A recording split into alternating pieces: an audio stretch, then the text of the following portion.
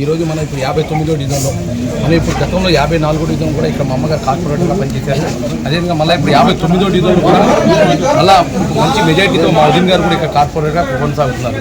ఇక్కడ మన చుట్టుపక్కల చూస్తే మన షాదీఖానాలో ఒక ఈద్గా అది ఒక ఇప్పుడు షాదీఖానా పక్కన ఒక ఈద్గాలో ఇప్పుడు 20 లక్షల నిధులతో మంచి పహరీ కూడా కట్టించి, అదేవిధంగా మన ఖబర్స్థాన్ ఉంది, ఖబర్స్థాన్లో 40 లక్షల నిధులతో, అదేవిధంగా ప్రతి మన 59వ డివిజన్ సంబంధించిన ప్రతి డివిజన్ మన అభివృద్ధి అనేది మనం ముందుకెళ్ళి ఈ డివిజన్ మా అమ్మగారు ఎంత పవిత్రదో మనకి ఇప్పుడు 59వ డివిజన్ కూడా అంత పవిత్రమైంది. దేనికంటే ఇక్కడ ప్రతి ఓటర్ మాకు ఇక్కడ ఓటర్లు కాదు, మా ఇక్కడ మా కుటుంబ సభ్యులు. దేనికంటే మనం ప్రతి ఇంటికి వెళ్ళినా అంటే మనం 10 సంవత్సరాల నుంచి ఇక్కడ మంచి సర్వీస్ అనేది చేసాం కాబట్టి ఇప్పుడు రెండోసారి కూడా మంచి మెజార్టీతో ఇక్కడ గెలిపించగలిగింది. ఇప్పుడు రాబోయే రోజుల్లో కూడా మన వెల్లంపల్లి శ్రీనివాస్ గారు ఇక్కడ పోటీ చేయడం మనం చేసిన అభివృద్ధి మనం ఇంకా చేయబోయే ఉంటాం. ఇప్పుడు జగనన్న రెండోసారి వస్తే అభివృద్ధి ఎలా జరిగింది అనేది మనం అందరికీ వివరిస్తున్నాం.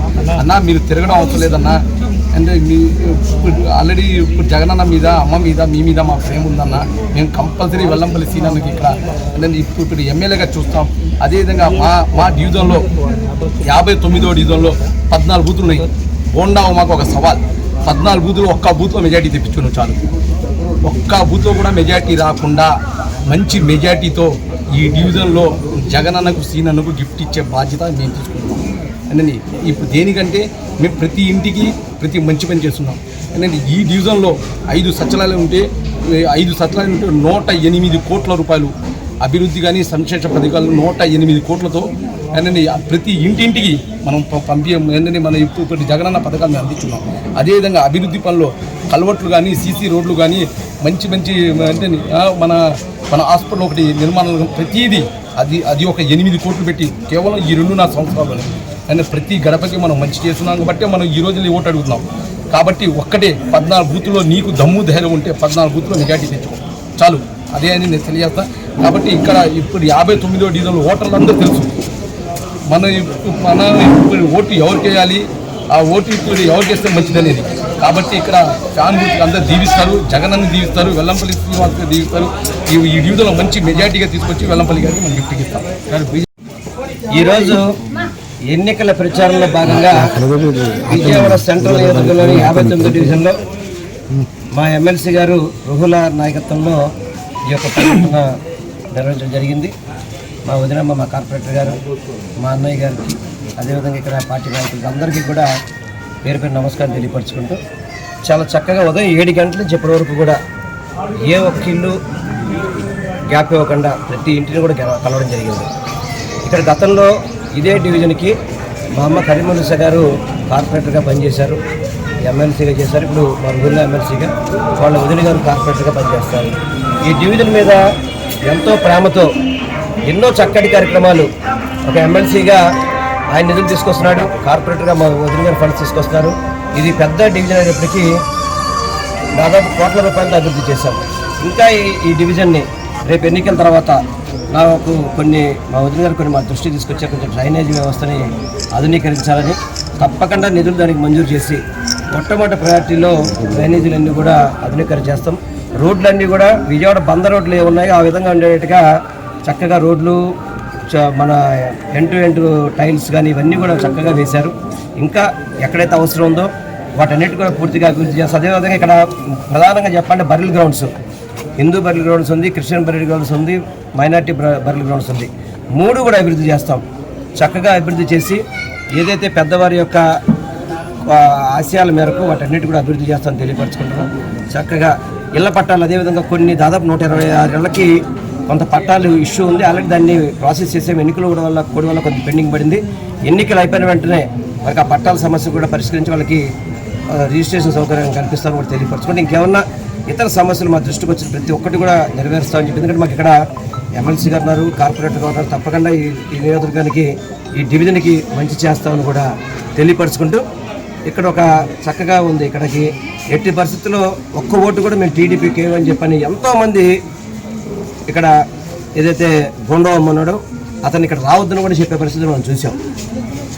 ఎందుకంటే పక్క సందులోనే ఆఫీస్ ఉంది, కానీ అతను ఆఫీస్ ఉన్నారే కానీ ఇది కానీ డిపాజిట్ లేకుండా ఓడిపోతారు 2 డివిజన్లు కూడా. ఎందుకంటే అతనికి ప్రజలంటే పడదు. కనీసం ప్రజలతో మమేకం అవడం కూడా తెలియదు. రోజుకి ఒక అరగంట కంటే కూడా ఎక్కువసేపు ప్రజలతో కలిసే వ్యక్తి కాదు. కేవలం ఏసీ రూమ్లో కూర్చొని ప్రెస్ మీట్లు పెట్టేసి జగన్మోహన్ రెడ్డి గారిని నన్ను తిట్టడం తప్ప ప్రజలకు వెళ్దాం, ప్రజల వద్దకు వెళ్దాం, ప్రజలకి యొక్క మంచులు చూసుకుందాం, బాగోగులు చూసుకుందాం అనే పరిస్థితి ఎప్పుడు కూడా ఉండదు. అటువంటి వ్యక్తి ప్రజా జీవితానికి పనికిరాడు. పైపెచ్చు నిన్నేమో అధికారులను బెదిరిస్తున్నాడు మాట్లాడితే.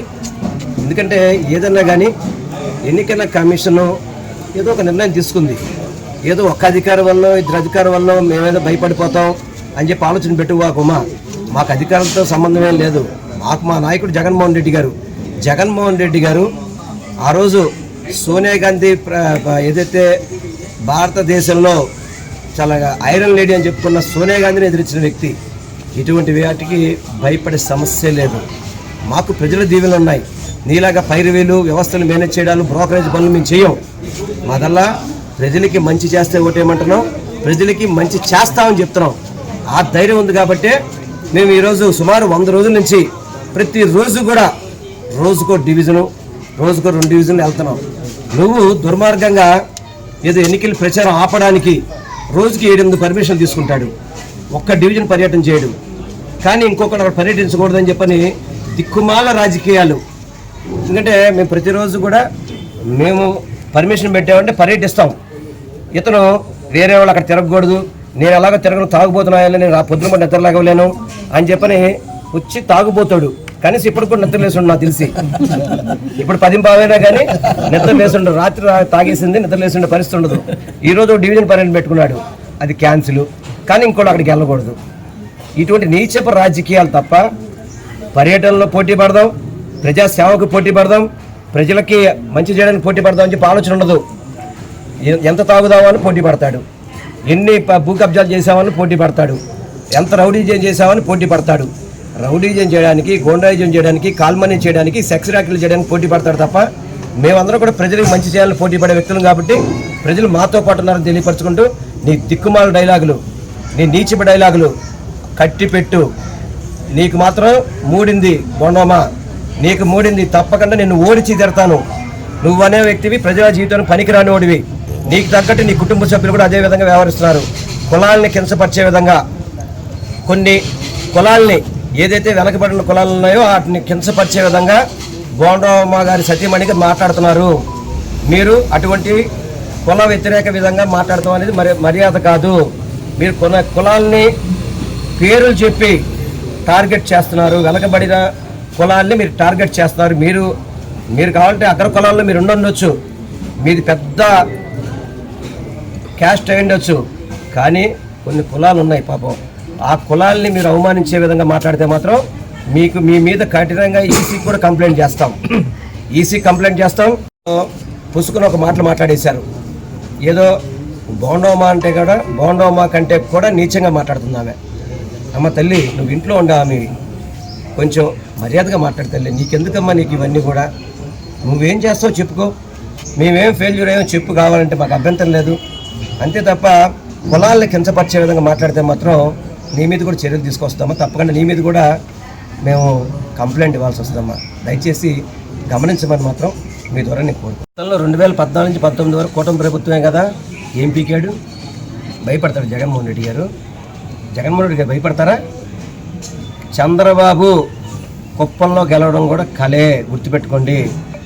ఎంతమంది నరేంద్ర మోడీలు తోడున్నా, ఎంతమంది దత్తపుత్రులు తోడున్నా, ఎన్ని నీచమైన రాజకీయ పార్టీలతో కూడా రహస్య ఒప్పందాలు పెట్టుకున్నా చంద్రబాబు కుప్పంలో కూడా ఓడిపోతున్నాడు.